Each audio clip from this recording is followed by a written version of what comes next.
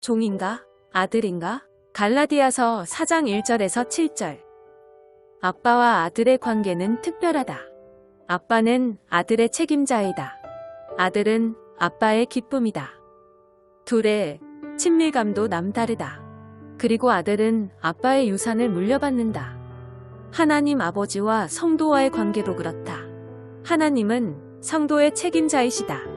성도는 하나님의 기쁨이다. 둘의 친밀감도 특별하다.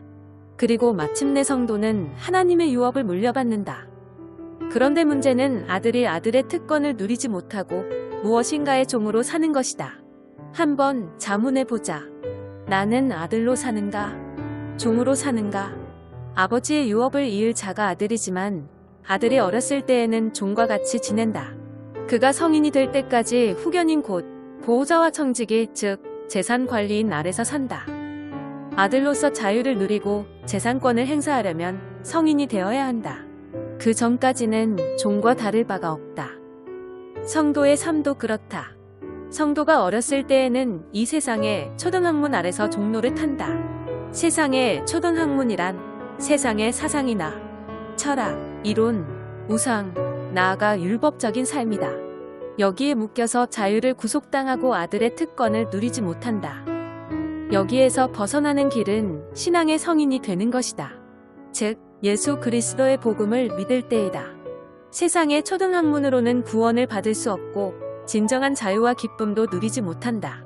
그리고 하나님의 유업도 받지 못한다. 그러나 예수 그리스도 복음을 믿을 때에는 구원을 받고 복음이 주는 자유와 기쁨을 누린다. 그리고 마침내 하나님의 영원한 유업을 상속받는다. 세상의 초등학문 아래서는 죄책감과 갈등, 실망, 절망, 허무, 방황, 하나님의 진노, 사망, 그리고 지옥이 주어진다. 그러나 그리스도 복음 안에서는 죄사함, 치유, 회복, 감사, 기쁨, 소망, 하나님과 화목, 생명, 그리고 천국이 보장된다. 이 법칙을 뒤집을 것은 없다. 혹자는 이런 사실을 기독교가 너무 쉽게 말하는 값싼 이론으로 여긴다. 하지만 그렇지 않다. 이것이 가능하기까지 그리스도는 값비싼 대가를 지불하셨다. 아버지가 정해놓은 때가 되었을 때 하나님은 당신의 아들을 여자에게서 나게 하셨다. 율법 아래 나게 하신 것이다. 이것은 하나님의 아들이 인간으로 오신 것과 동시에 동정녀 탄생으로서 죄 없이 오셨음을 말한다. 그리스도의 인성과 신성이다. 이 예언은 이미 에덴 동산에서부터 있었다. 그렇게 그리스도는 율법 아래에서 태어나셨고 율법 아래 살다가 십자가 위에서 율법의 저주를 받으셨다.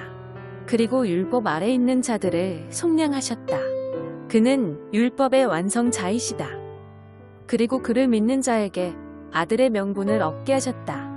율법의 저주에서 해방되고 하나님의 자녀가 되는 길은 오직 율법을 완성하신 그리스도를 믿음으로 가능하다. 하나님의 아들에게는 성령이 그 안에서 하나님을 아빠 아버지라고 부르게 하신다. 성령이 우리가 하나님의 아들임을 증명하신다. 그리스도를 믿는 성도는 세상 초등학문의 종이 아니라 하나님의 아들이다. 그리고 그의 유업을 받는다.